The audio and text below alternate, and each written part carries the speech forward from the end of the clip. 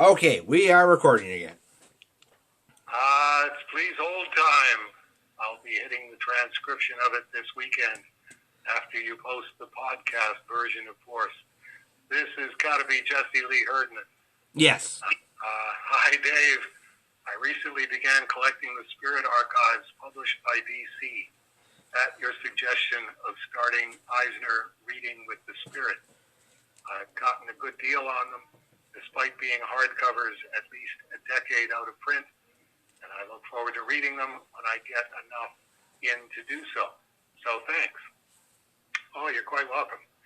Have you ever heard of Fletcher Hanks? He was a Golden Age artist who created characters such as Stardust and Fantomah. He did some work for Eisner and Iger. His works have surfaced as memes for really bad, or at least especially absurd comics. Fantagraphics did a collection or two in the past decade, which included an excellent epilogue about Fletcher's son, which has a very comic art metaphysics ending to it. I'd love to send it to you, as some of the most interesting conversations on here to me are through the lens of Dave Sim comic fan, as much as Dave Sim comic creator. It might spark a good weekly update video or even a New Mutants level response. I don't think we're going to be having too many more New Mutants level responses, folks. So didn't know that was going to happen, and not really looking for the next one of those. I jokingly was going to suggest when you were done, hey, what did you think they were doing in those issues of Marvel 2-in-1 I sent you? Other than, a team-up of the Thing. Really? But it was going to be a joke. I wasn't expecting a real answer. Well, that would be the problem is, if you say something like that to me and I start reading them, I never know what I'm going to find. It's not like I go looking for stuff. It's the stuff jumps out at me, and it's like, whoa, wait a minute. Jeff asking the question was already, that's a very weird question to ask Dave Sim. And there was a definite sense on my part of, yes, I definitely have to do this. I mean, I'm not going to go out and buy the New Mutants movie, and I'm not going out and buying the trade paperback. But if you send them to me, I'll make an exception in this case and change what I think. I forget where it was. Somebody said that apparently on the movie there's a commentary track with Bill Sienkiewicz talking about the story. Bill Sienkiewicz. Or Sienkiewicz, sorry. Sienkiewicz. That's why I named the character Kevich. Sorry. I apologize to Bill.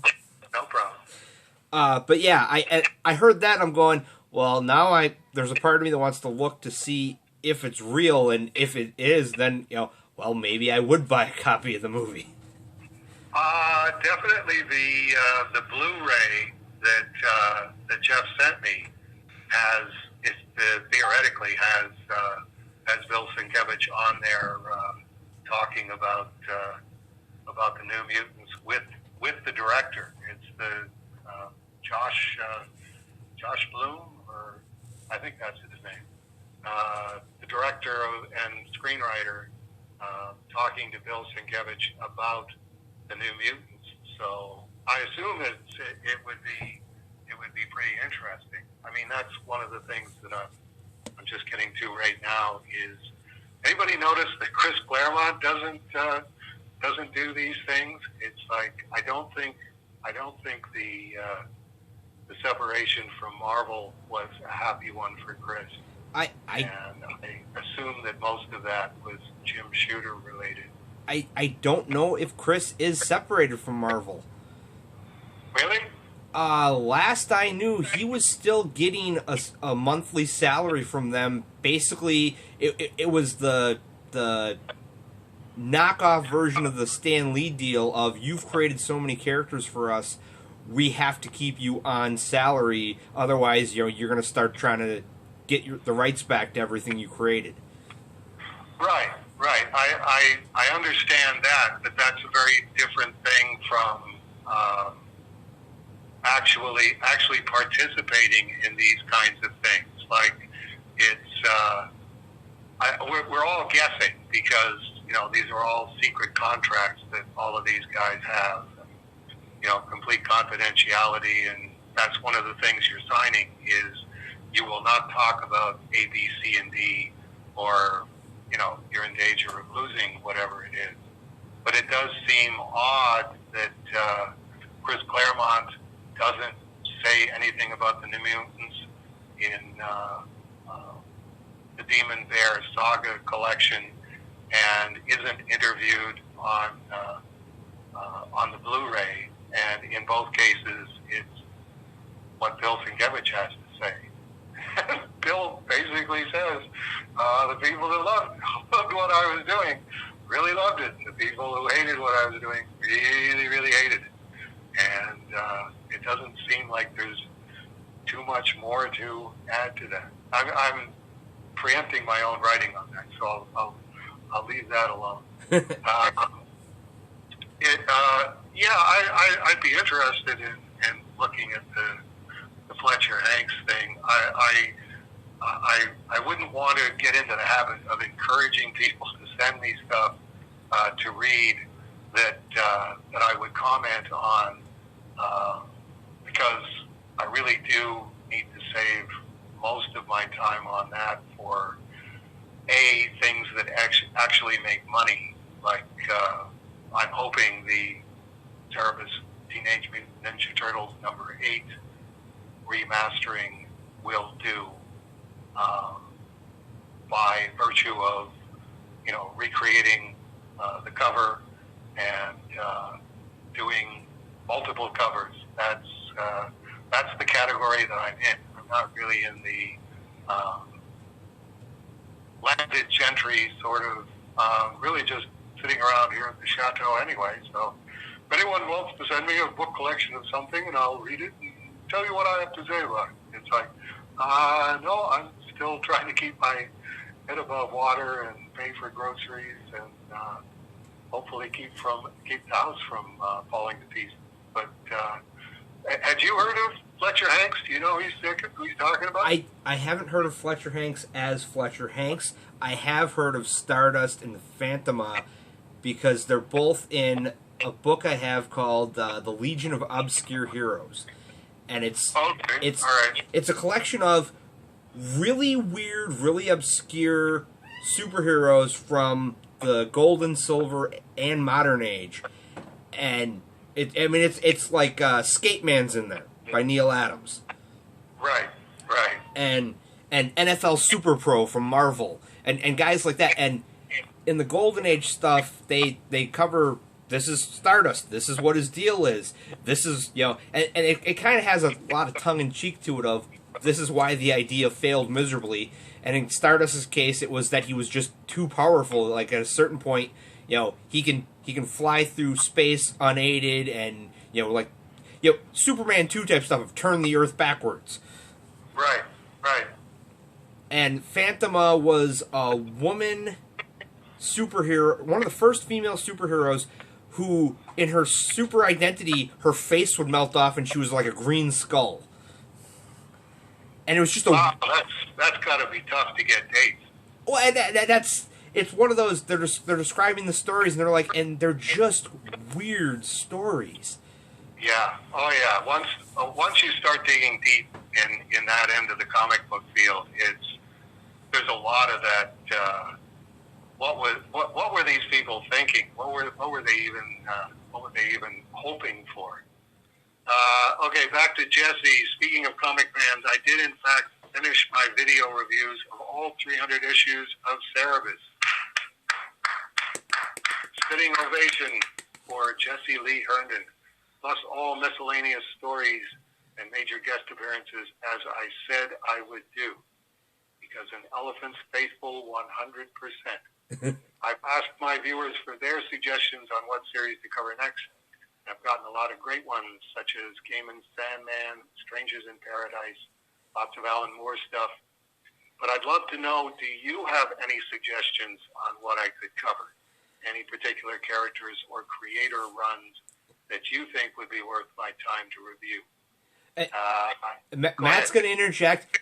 Judenhaus, Glamourpuss, Following Service, Service Archive, the comic series, and Service in Hell.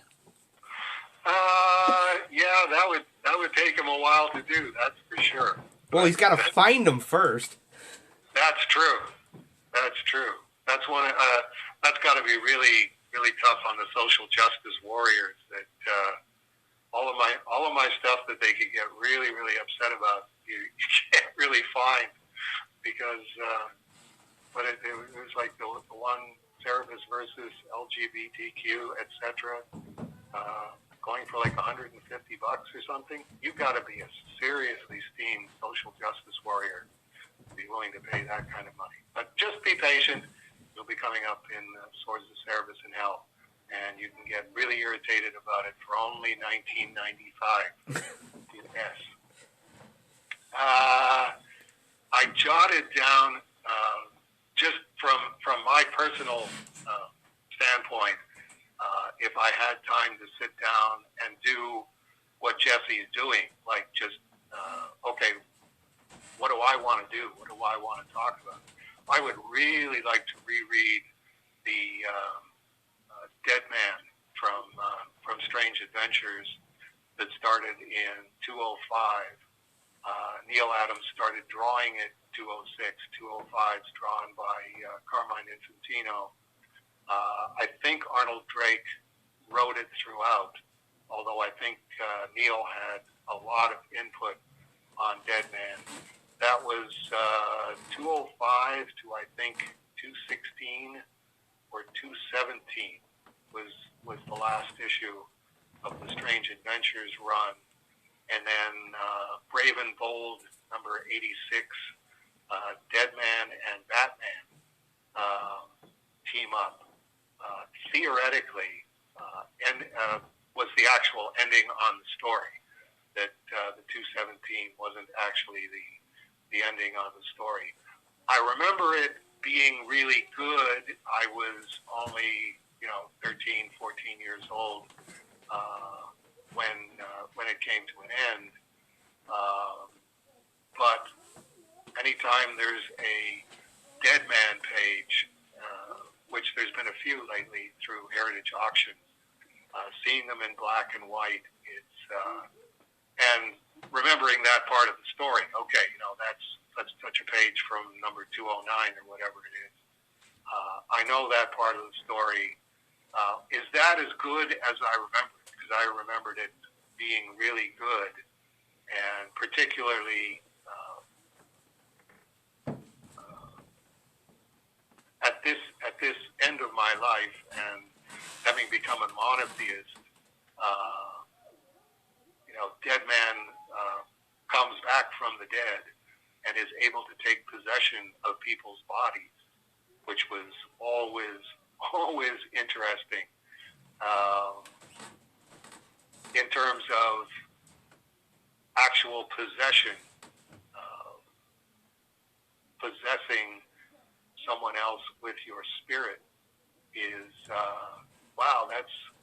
That's cutting pretty close to the monotheistic bone in terms of theme. I remember it being pretty interesting. I mean, there was a surface story to it, which was just the David Jansen Run for Your Life, chased by the one-armed man. There's a one-armed man in Dead Man. But yeah, if I was going to invest the time to read on my own a 300, 400 page collected story, Dead Man would be at the top of my list. Flaming Carrot, I think, would be interesting because again, there's a lot of them relative to most comic book intellectual properties, and Bob tells me that Dark Horse did a Flaming Carrot omnibus, all of the Flaming Carrot in a giant hardcover or a giant softcover, and the number of people who have tried to do a working class superhero, living in a working class city, and having working class interests. They've tried to do it, but I think Bob got the closest of anybody. If nothing else, his females are very authentically female. Obviously, I was trying to do that. A lot of us were trying to do that. Bob, I think, did that effortlessly. So it's one of those Flaming Carrot living in Palookaville, where Flaming Carrot was living before Seth called Palookaville, and it was a genuine Palookaville. I would be interested in rereading that just in terms of Bob went a lot of different places with the stuff. It was, I think, the closest to Dada that we had in the comic book field. Again, there was a lot of people saying, let's do a Dadaist comic book. And it's like, well, you can try and do it, but unless it's second nature for you, and it was second nature for Bob, you're not going to come anywhere close to it. So that would be one that I would like to reread with a notebook in my lap, writing down, here's where Bob does that better than anybody else possibly can. And obviously he's in the same boat that everybody's in now, where it's like, well, you know, we're all playing fast and loose. It's like you want to be interesting, you want to be innovative, and you want to capture people's attention. But that's a good way to be destroyed by the social justice warriors in our day and age. It's like I get the impression that these people don't read anything or watch anything for entertainment. They just read and watch things looking for stuff to destroy and people to destroy. Well, one of the things about the Flaming Carrot that I've always liked, because I have issues here and there. It's weird because I'd find an issue and I'd pick it up and I'd be like, oh, okay, and then I come home to put it in my collection. It's like I suddenly have a run from like 28 through 37. Right. And one of the things I liked was he did a Flaming Carrot series through an imprint of Image, and it was like issue number 1. But then in the small print, it's like, it's actually issue number 36. Right. Which I think he was doing that before Marvel got on board with, we're going to relaunch everything with a new number 1 every 6 months. And it was, they want a number, Image wants a number 1. Bob doesn't want to do that, so the compromise is, it's actually issue 36. Right. And rereading those issues, I mean, the last one I think I have is the Fumetti issue where they were at a comic book convention and somebody dressed as the Carrot and they took photos and then digitally altered them and made a comic book. And I'm like, that's a brilliant idea. Well, and brilliantly executed. I ran across that one when I was doing Flaming Carrot, which is coming out next month. And dig out all of my Bob Burden Flaming Carrots. I'm not gonna do Flaming Carrot, but I at least want to have the character in mind while I'm doing Flaming Cerebus. And I had completely forgotten that one, and found it and read it and had the same reaction you did. It's like, this is a brilliant idea, and it's brilliantly executed. It's like it would be very, very easy to do that wrong, to do that in such a way that you're really just doing this to do a Flaming Carrot issue on the cheap, on the fly. And it's like, well, to whatever extent that was true, and I don't think Bob ever did that. It took him forever to get an issue out of anything. It was, why aren't people doing stuff like this these days? Why aren't people, taking these kind of chances and doing these weird, absurdist things. And it's like, well, because weird and absurdist and funny are, you know, if they're not illegal, they're very, very close to illegal at this point. And it's like, you really don't want to do that as a society, but go ahead, see how far you can get with that. When you get to the point where the Dr. Seuss Corporation is throwing To Think I Saw It on Mulberry Street under the bus, it's like you're going to get to the point where you're forcing people to do preemptive stuff that is beyond anything Beijing could even imagine.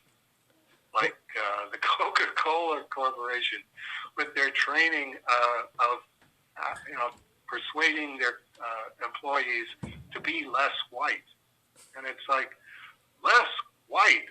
Are you kidding? Like, you know, if we were back in the 1970s or the 1980s, it's like, well, if I was a Coca-Cola employee, you know, I'd put my baseball cap on backwards and have my jeans hanging halfway down my ass and come in with a boombox. It's like, what do you mean less white? Who in the hell are you to tell people that they have to be less anything, let alone a skin color? Okay, I'm raving. Go ahead. To kind of continue that for a second, they just put the Muppet Show on Disney Plus, and it's all 5 seasons of the original Muppet Show, and I'm super excited because there's an episode where Mark Hamill was the guest star, but he shows up as Mark Hamill and Luke Skywalker, and I've wanted to rewatch that thing for 25 years. Right.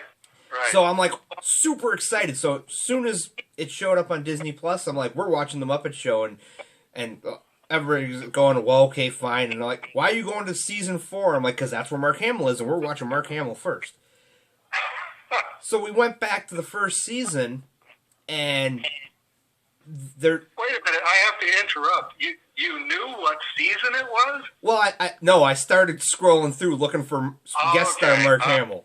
All right, it's in here somewhere. Yeah. Well, back when Netflix was physical media, where they would send you a disc, they had list. I searched for the Muppet Show, and I found a listing of what years stuff happened, and I knew it was 1978 or 79, I think, because it was after the first movie but before the second one, and Netflix had said, oh, there's going to be a special collection of the Muppet Show Mark Hamill. Would you like to reserve it? And I'm like, yes.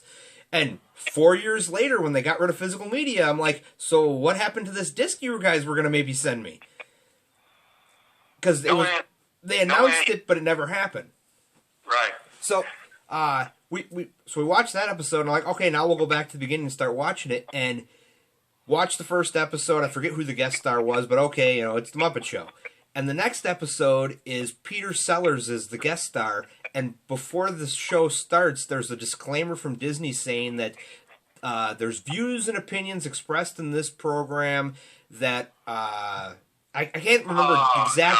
Well, I don't remember the whole wording, but basically it says they were wrong then, they're wrong now, but we're presenting them unedited for people to see type thing.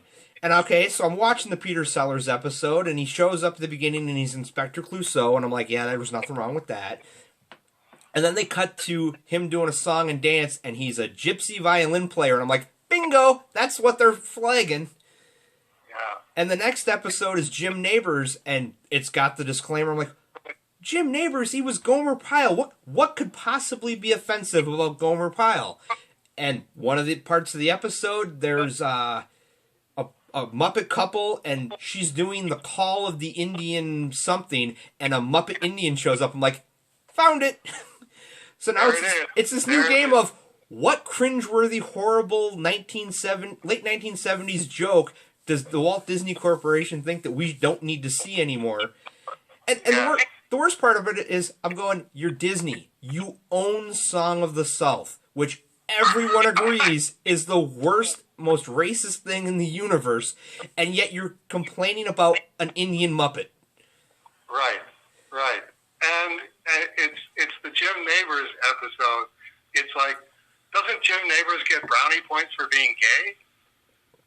Well, I'm watching the episode going, what could possibly be wrong here? Like, he sings a song called Gone with the Wind. Right. And he's singing the song, he's on a farm, and, you know, he was a trained opera singer, apparently. I didn't know that. And as he's singing, they turn on a wind machine and blow the set away. Good sight gag. And I'm going, what's offensive about this? That's funny. And then it, you know, episode continues, the Indian Muppet shows up, I'm like, oh, yeah, there it is. There it is. And like, Sandy Duncan and Julie Andrews had episodes without disclaimers. I'm like, well, what's going on here? They don't like the guys? Yeah, we don't want to go there. It's just getting crazy. It's like we have to deplore things, and it's like the social justice warriors aren't interested in deploring it. They want it eradicated. Anything that they don't approve of, they want it gone, which is why I say, if you think that you can appease these people, then you know absolutely nothing about what kind of people that they are. Getting back to Jesse Lee Herndon. Right. I'm kind of running out of time here. The other one that I wrote down was Haunted Tank, which was a book written by Bob Kanigher and drawn by Joe Kubert and Russ Heath and various other guys, which was it would definitely run afoul of, I hadn't even thought of that until just now as I'm talking about it, that it's a spirit of whoever, a rebel general, a Confederate general, and it's like, well, that's not going to fly. You can't have a Confederate general as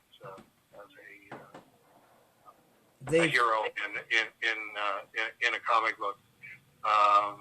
The Haunted Tank has shown up a couple times. I do have the DC collection of Haunted Tank Volume 1, and that's one of those. As soon as I wrote down Haunted Tank, then I wrote down Metal Men, which was also written by Bob Kanigher and almost exclusively drawn by Ross and Andrew. It's like Robert Kanigher is one of the unsung heroes of knowing what kids want to read and what will engage their attentions, and not really concerned about, not concerned whatsoever with propagandizing them. Just here's how interactions work. Here's the lovesick female, Platinum, with the professor or the doctor who had created the Metal Man. It's I'd like to reread those at some point. I don't know if there's a collection out of those. I believe there is. Ripping off the Service phone books, Marvel did their Essential line of black and white reprints, and DC's version was called Showcase Presents, and I believe there's a Metal Man. Oh, yes, right. So conceivably, you could probably get it all for like $50. Yeah. I mean, the original run of Metal Man, there was like 3 issues of Showcase, and then Metal Man #1 through, I think it made to about 37 or something like that. And it's they're good, entertaining, goofy comic books. I mean, the different characters are different metals. Gold is gold, iron is iron, platinum is platinum. Mercury is the little stuttering guy. You probably couldn't do stuttering characters anymore. No. Wait, no. I thought Tin was the stuttering guy. Mercury was the jerk. Oh, Tin. Yes, that's right. Tin was the stuttering guy, and Mercury was the really tall, hot-blooded one who freaked out all the time. That's right. Thank you for correcting me on that one. Bob Kanigher did a really, really strange strange run of Wonder Woman. I don't even remember how many issues of Wonder Woman that he did, but and I think those were drawn by I just said Ross and Andrew and Esposito. Ross Andrew and Mike Esposito are the creators on that, and even when I was reading it at the age of like 10 or 11, I was going, this is a really, really strange comic book, and B, a really, really strange Wonder Woman. And Wonder Woman was pretty strange to begin with, so that's really saying something. That's really as far as I got on my list in terms of, I know they're out there. I assume that they could be found. If I was going to do a run, then it would probably be those books that I would